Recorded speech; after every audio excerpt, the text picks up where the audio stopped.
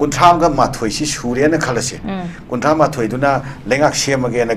ꯒꯕꯔꯅꯔꯗ ꯃꯈꯣꯏꯅ ꯀ꯭ꯂꯦꯝ ꯇꯧꯔꯨ ꯃꯇꯝꯗ ꯒꯕꯔꯅꯔꯅ ꯃꯈꯣꯏꯗ ꯌꯥꯔꯦ ꯌꯥꯔꯦ ꯁꯦꯝꯃꯣꯏꯅ ꯏꯟꯚꯥꯏꯇꯦꯁꯟ ꯄꯤꯔꯛꯀꯗ꯭ꯔꯥ ꯃꯁꯤꯒꯤ ꯌꯥꯝꯅ ꯑꯆꯧꯕ ꯋꯥꯍꯪ ꯑꯃ ꯂꯩꯔꯤꯌꯦꯕ ꯑꯗꯣ ꯑꯇꯣꯞꯄ ꯑꯃꯅ ꯀꯔꯤꯒꯤꯅꯣ ꯀꯨꯀꯤꯒꯤ MLA ꯑꯩꯈꯣꯏ 10ꯁꯤꯗ ꯑꯁꯨꯛ ꯌꯥꯝꯅ ꯀꯩꯅꯣ ꯄꯤꯔꯤꯁꯦ ꯋꯦꯇꯦꯖ ꯄꯤꯔꯤꯁꯦ ꯀꯔꯤ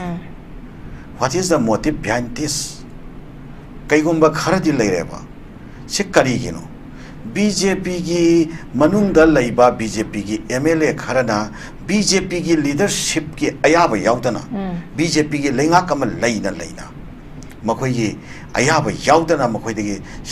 sanction makoi gi ayaba phangdana akoi separate administration gi demand tawbasibu BJP gi magi disciplinary kanoda magi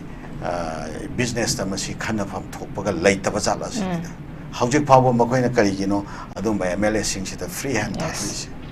adoi betaragadi BJP gi national leadership na akhoyi lamdam sida tongan ba community singi marakta choi sang walaga nakalani ahum thokna bachin longnaga sanaba that kind of politics ama laire sidi chamna ubeyare dana sida amukasu BJP ke national leadership ki yaka matungina akhoi state se run tawkhini haina khanba that kind of political environment amta shumpham ki che haib taragadi sigi legislature sing sida ke akhoi na karibu asa tawgadori no haiba tangka ama akhoi amu lakpham thoktribra now akhoi na haining badi maduge political environment tu deki akhoi mayam che pulap thoraga state sigi oiba future ki politics ta akhoi mai wan chananaba akhoi legislature sing che thorakpagi matam su yaudribra sinida ada sum karibu asa tauragano sum asigi keno sida political environment se sum phammaga leigadori si moina akhoi state sigi interest kari tawbirak kitori ni akhoi amu kari asa tauri bono sinida ada siresida leibagi mahuta state sigi interest ta akhoi leiriba legislature sing se masi sigi oiba anova political dimension nama nauna semkatpagi mathau taba leirabra madomda wakhal state sigi leiriba political leadership sina adom wakhal thambi bane hena mathau taba leibra aduga BJP ge national leadership ki moigi yaka matungina lengak semgadori ni habagi initiative se aigi mot ki matungina di moigi lengak semning bagi asa national leadership dagi ufate hawjik langnariba tawnariba singse masi tasengna moigi lengak semning wi wakalon leram taragadi hayeng jo dum kausanggraga hangsi da dum lengak sema sera dum ano bo keno ma thorakani chege ozara sunga sai thambi gi ba khoi gi mamang da su khoi gi center na khoi gi kuki MLA tarasik dum yaka yeng ga su dum lai have tare chief minister pamde khoi gi leader se sindri phaba chief minister sindri phaba wari chanaro hai chief minister resign tawkre presidential pam hai presidential dum thamgre hauzik mak se dum center na torok pathabak sing se dum fully implement tawba ngam da hai taram khoi na dum yetlaga sun lak pai tare madada center su kaimta action lokot pesu ngamdaba hauze amulai base goi anobo government ama sembasigi matak da khoi oza gida jene su tambi ki ba goi kuki MLA 10 sigi wa se ngai ga dori bra ha ba question sine usik lai base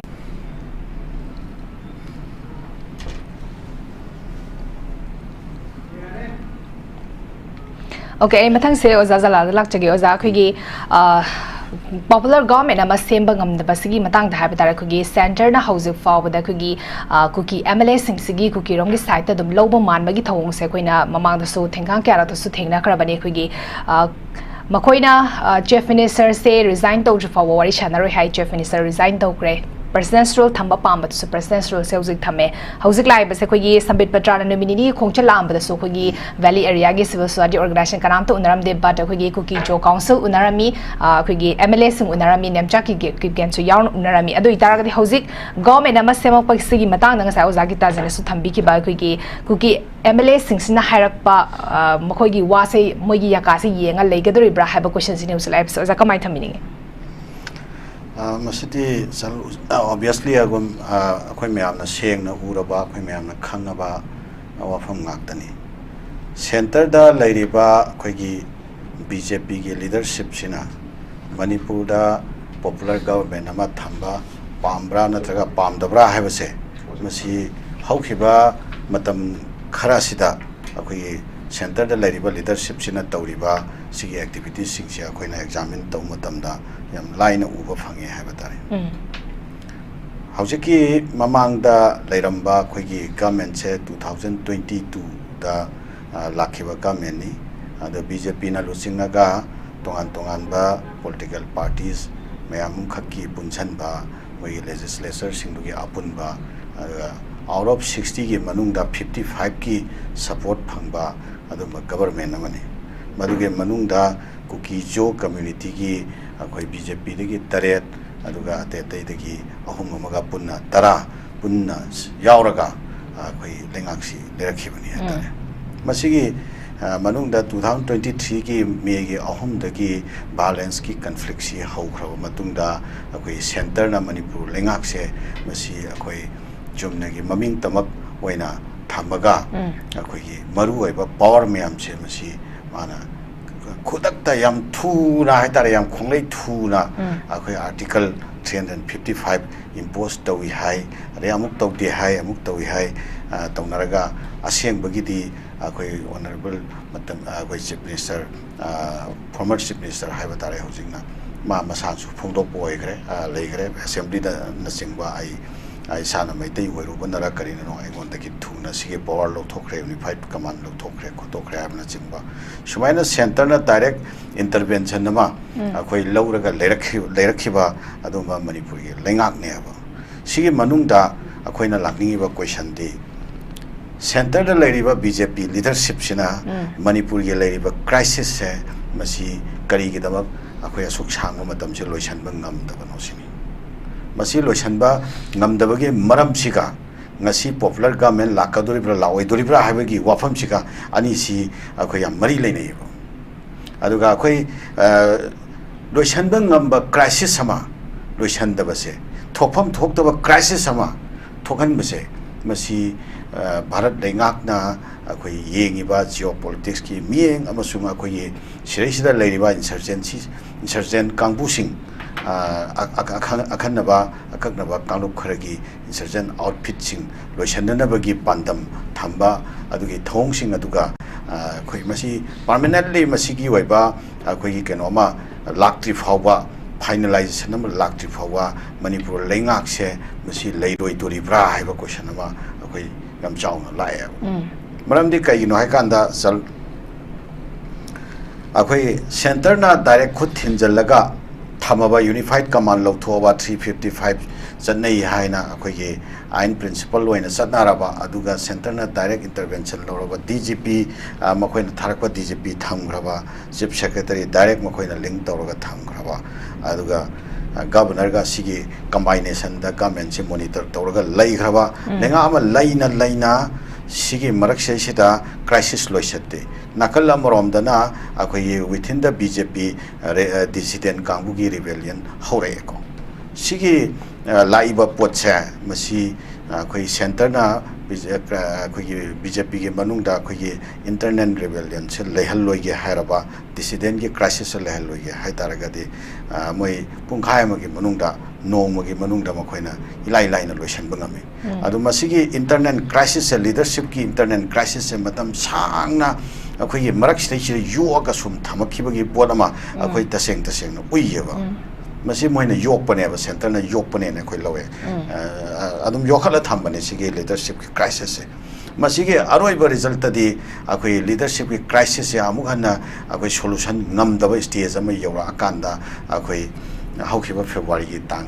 10 दा अखोई assembly दो बागी थातरुक के मनुंगदा अंतंग लेफम थोकपा assembly session दो लेहौद्रगति मदुगी माय constitutional crisis लाकदबगी अदुंबा अखोई नॉकिंग एट द डोर हाइतारे अखोई थरक यानबा टाइमिंग दा कौबा सेशन दो अदुगी ममांगदा कांग्रेस ना अखोई नो कॉन्फिडेंस मोशन पुखटकनी हाइबगी वाफम अमा लाकपसे स्वाइ तंजा सेसिदा अखोई इंटरनेट क्राइसिस लोशन बा ngमद्रे ना हायरकांदा अखोई कनो चीफ मिनिस्टर रिजाइन तोले मसी तसेंगना इंटरनेट क्राइसिस लोशनबा ngमदबदगी चीफ मिनिस्टर से रिजाइन तौहलिब्रा ngमना इंटरनेट क्राइसिस से थमगा चीफ मिनिस्टर रिजाइन तौबसे कंपेल सिचुएशन ओहलागा चीफ मिनिस्टर से नमदना रिजाइन तौहनब्रा हाइबा क्वेश्चन अमा स्वाइदा लाएबा सिमा अदि मखा तारकपदा संबित पात्रा इम्फाल लेरगा नुमित निरा हुमनीरा लेरमबदो सी लेरगा लीडरशिप की क्राइसिस से लोइसनगनी अदुगा गवर्नमेंट सेमगनी अनोबा चीफ मिनिस्टर अम पुथोकनी अम हाय मधु पुथोप ngамद्रेन हारगा अमु चखिबसु सिसु ngसाई केनोना हायबदो अखोई बंकिमना हायबदो मधु चुम्ब खरले सिसु ड्रामा मखलमने सी तौगेना खनब लेरगदी कुकी की एमएलए होइगेरा अखोई मैतै अमसुम पांगन नागागी एमएलए सिंगसी होइगेरा होम मिनिस्टर अमित शाह ना हाथ कौरी न हाय कांदल चलोइदो कना लेगेबा नत्रगा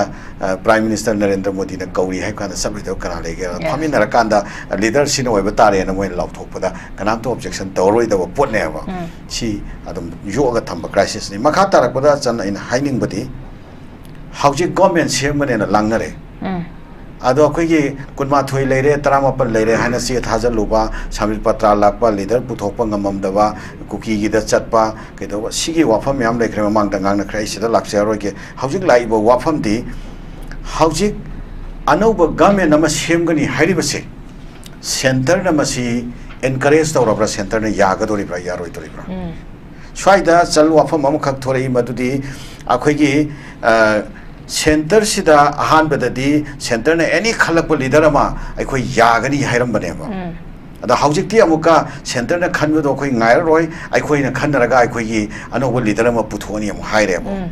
शाय मतंग सिदा अखोई सेंटर ना अनोब गवर्नमेंट अमा सेमगे हाइबसे एनकरेज तौद्रब्रा अयाबा पीद्रब्रा अदुना अखोई लेजिस्लेचर सिंगसे बीजेपी के लेजिस्लेचर सिंग अदुगा अते दोल की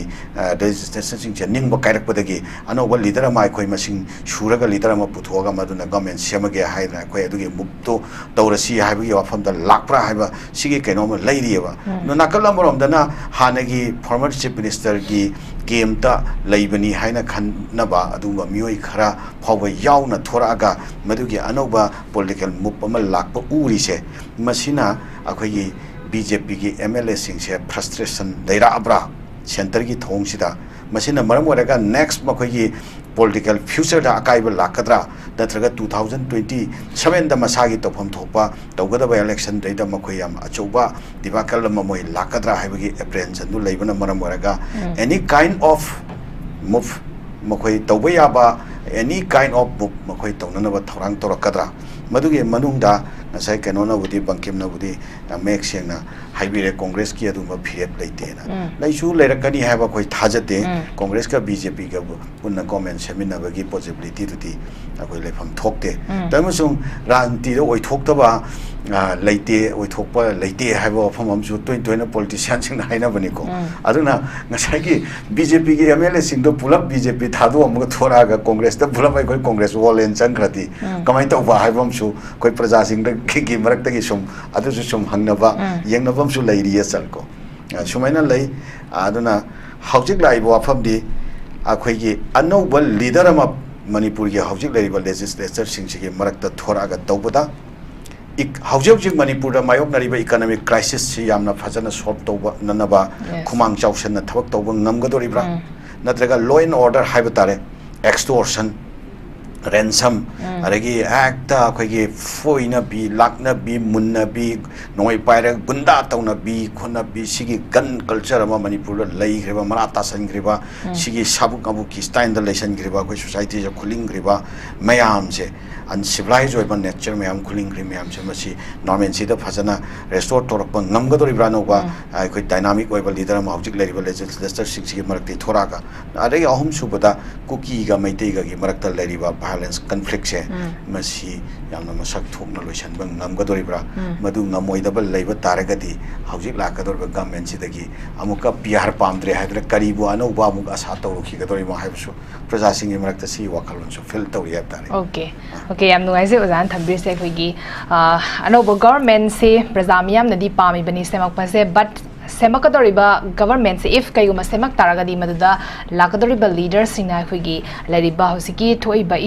इशू मयाम हाइबा तारे मणिपुर दा मायुगनरिबा इशू मयाम से फजन हैंडल तोबा ngमदरा कदाय फॉर रेस्पोंसिबिलिटी लोबा ngमगनी हैबा क्वेश्चन सिमा सुक लाकदोरिबनी आई अनि चकेजा ngara खुगी बीजेपी एमएलए खरा खुगी मिफम पांगथोकी खना की बले मदुदा खुगी अनो गवर्नमेंट अमा सेमकबा मतमदा खुगी लुचिंगबा से कनान ओइगनी और हैबगी मतांग नम खोइ खना बलैते बट खुगी सेंटर ना अनो गवर्नमेंट अमा सेम द ꯍꯣꯠꯅꯔꯤꯕꯁꯤꯗ ꯄ꯭ꯔꯖꯥꯁꯤꯗꯁꯨ ꯃꯇꯦꯡ ꯄꯥꯡꯁꯤꯟꯕꯤꯌꯨ ꯑꯗꯨꯒ ꯂꯩꯔꯤꯕ ꯏꯁꯨꯁꯤꯡꯁꯤꯒꯤ ꯃꯇꯥꯡꯗꯁꯨ ꯀꯨꯞꯅ ꯈꯟꯅꯈꯤꯕ ꯍꯥꯏꯕ ꯇꯥꯔꯦ ꯂꯩꯔꯤꯕ ꯄꯣꯠꯁꯦ ꯑꯩꯈꯣꯏꯒꯤ ꯁꯦꯟꯇꯔꯅ ꯑꯩꯈꯣꯏꯒꯤ ꯑꯅꯧꯕ ꯄꯣꯄꯨꯂꯔ ꯒꯣꯚꯔꯟꯃꯦꯟꯠ ꯑꯃ ꯁꯦꯝꯅꯕ ꯍꯣꯠꯅꯔꯤꯕꯁꯤꯗ ꯑꯩꯈꯣꯏꯒꯤ ꯄ꯭ꯔꯖꯥꯁꯤꯡꯅ ꯃꯇꯦꯡ ꯄꯥꯡꯁꯤꯟꯕꯤꯌꯨ ꯍꯥꯏꯕ ꯄꯣꯠ ꯑꯃꯁꯨ ꯌꯥꯎꯔꯤ ꯑꯗꯨꯕꯨ ꯍꯧꯖꯤꯛ ꯂꯩꯔꯤꯕꯁꯦ ꯁꯦꯟꯇꯔꯅ ꯇꯁꯦꯡꯅ ꯑꯩꯈꯣꯏꯒꯤ ꯄꯣꯄꯨꯂꯔ ꯒꯣꯚꯔꯟꯃꯦꯟꯠ ꯑꯃ ꯁꯦꯝꯅꯤꯡꯉꯕ꯭ꯔꯥ ꯍꯥꯏꯕꯒꯤ ꯀꯣꯏꯁꯟꯁꯤꯗ ꯑꯗꯨꯝ ꯍꯪꯉꯒ ꯂꯩꯔꯤꯕꯅꯤ ꯑꯩꯈꯣꯏꯒꯤ ꯂꯩꯔꯤꯕ BJP MLA ꯃꯔꯛꯇꯁꯨ ꯆꯨꯡꯁꯤꯟꯅꯕ ꯉꯝꯗꯕ ꯍꯥꯏꯕ ꯇꯥꯔꯦ ꯑꯁꯨꯛ ꯀꯨꯏꯕ ꯃꯇꯝꯁꯦ ꯑꯩꯈꯣꯏꯒꯤ PR ꯂꯩꯔꯛꯏꯕꯁꯦ ꯊꯥ 3 ꯍꯦꯜꯂꯛꯑꯕꯅꯤ ꯍꯧꯖꯤꯛ ꯐꯥꯎꯕ ꯒꯣꯚꯔꯟꯃꯦꯟꯠ ꯑꯃ ꯁꯦꯝꯕ ꯉꯝꯗꯕ ꯃꯁꯤꯗ ꯀꯅꯥꯅ ꯑꯩꯈꯣꯏꯒꯤ ꯊꯃꯣꯏ ꯁꯦꯡꯅ ꯌꯥꯝ ꯑꯣꯅꯦꯁꯠꯂꯤ ꯑꯩꯈꯣꯏꯒꯤ ꯊꯕꯛ ꯇꯧꯔꯤꯕꯒꯦ ꯍꯥꯏꯕꯒꯤ ꯄꯣꯠꯁꯦ ꯀꯣꯏꯁꯟꯅꯦꯕꯜ ꯑꯃ ꯑꯣꯏꯔꯤꯕꯅꯤ ꯑꯣꯖꯥ ꯀꯃꯥꯏꯅ ꯇꯧꯕꯤꯅꯤ ꯁꯦꯟꯇꯔꯅ ꯍꯧꯈꯤꯕ for the last 2 years se akhoi state sida chathariba suguma thabaksinse masi state sige miyamgi interest ta natre aduga koi state sige miyamgi interest ta tawpham thokpa thabang khaidu tawdre moina tawriba rajniti se masidi akhoi gi miyam se masi moi gi geopolitics ki adumba kaino moina akhoi gi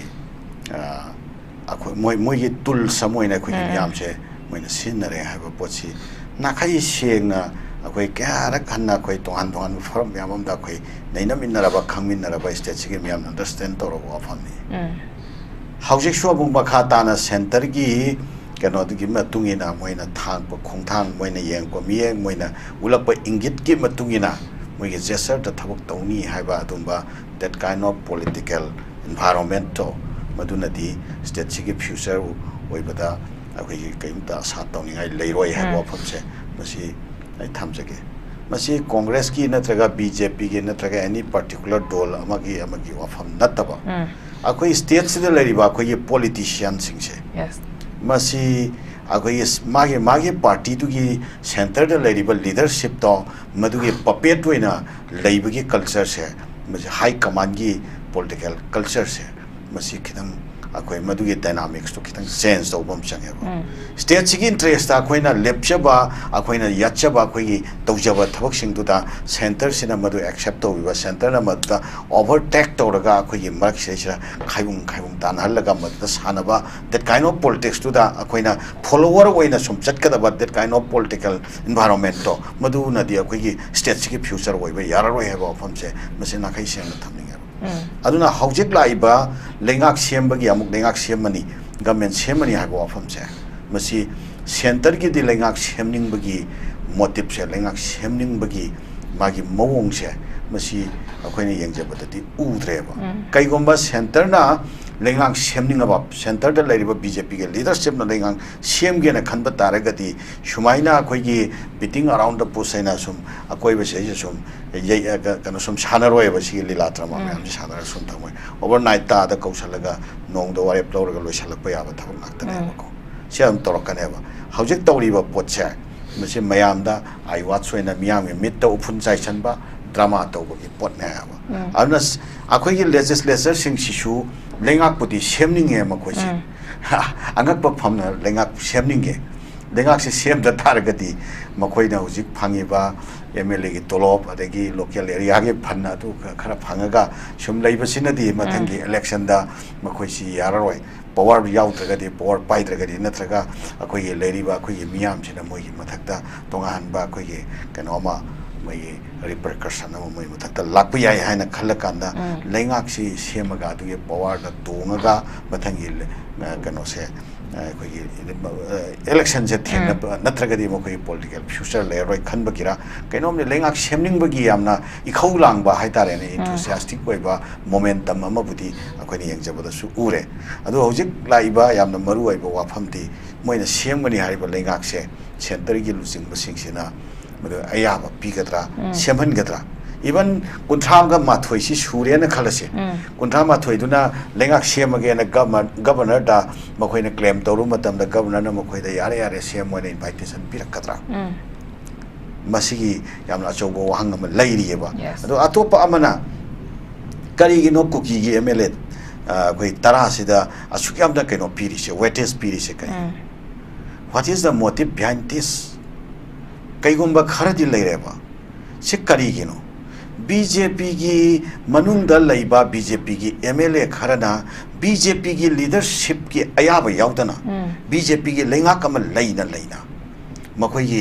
अयाब याउदना मखोई sanction मखोई अयाब फंगदना अखोई separate administration की demand तौबसिबु BJP की मागी डिसिप्लिनरी कनोदा मागी बिजनेस तमसी खनफम थोपगा लेतब जाला सिदा हौजिक फाव मखोइना करिगिनो अदुम एमएलए सिंगसिदा फ्री हैंड थासी अदुइ बतारगदी बीजेपी की नेशनल लीडरशिप ना अखोई लमदम सिदा तोंगान तोंगान ब कम्युनिटी सिंगे मरक्ता चोई सांग ओलगा नाकल अनि अहुम थोकना मचिन लोंगगा सानाबा दैट काइंड ऑफ पॉलिटिक्स हम लैरे सिदी चम चम उबे यारेदना सिदा अमुकसु बीजेपी के नेशनल लीडरशिप की याका मतुंगिना अखोई स्टेट से रन तौखिनी हाइना खनबा that kind of political environment अमता सुमफम की से हाइब तारगदी सिगी लेजिस्लेचर सिंगसिदगे अखोइना करीबो आसा तौगदोरिबनो हाइबा तांका अमा अखोइ अमु लाखफम थोक्त्रिब्रा नाउ अखोइना हाइनिंगबदी मदुगे पॉलिटिकल एनवायरनमेंट तुदगी अखोइ मयाम से पुलप थोरागा स्टेट सिगी ओइबा फ्यूचर की पॉलिटिक्स ता अखोइ माइ वनसननबा अखोइ लेजिस्लेचर सिंगसे थोरकपगी मतमसु यौद्रिब्रा सिनिदा अदा सुम करीबु आशा तौरगनो सुम असिगी कनोसिदा पॉलिटिकल एनवायरनमेंट से सुम फमगा लेगदोरिसि मोइना अखोइ स्टेट सिगी इंटरेस्ट करी तौबिरखितोरिनि अखोइ अमु करी आशा तौरिबनो सिनिदा अदा सिरैसिदा लैबगी महुता स्टेट सिगी इंटरेस्ट अखोइ लैरिबा लेजिस्लेचर सिंगसे मसी सिगी ओइबा अनौबा पॉलिटिकल डायमेंशन अमा नौना सेमकटपगी मथौ ताबा लैरब्रा मदोमदा वखल स्टेट सिगी लैरिबा पॉलिटिकल लीडर सिंगसिना अदोमदा वखल थांबीबने हेना मथौ ताबा लेब्रा अदुगा बीजेपी के नेशनल लीडरशिप की मोइगी याका मतुंगिना लेंगाक सेमगदोरिबनि हाबगी इनिशिएटिव से आइगी मोट की मतुंगिनादि मोइगी लेंगाक सेमनिंगबगी आशा नेशनल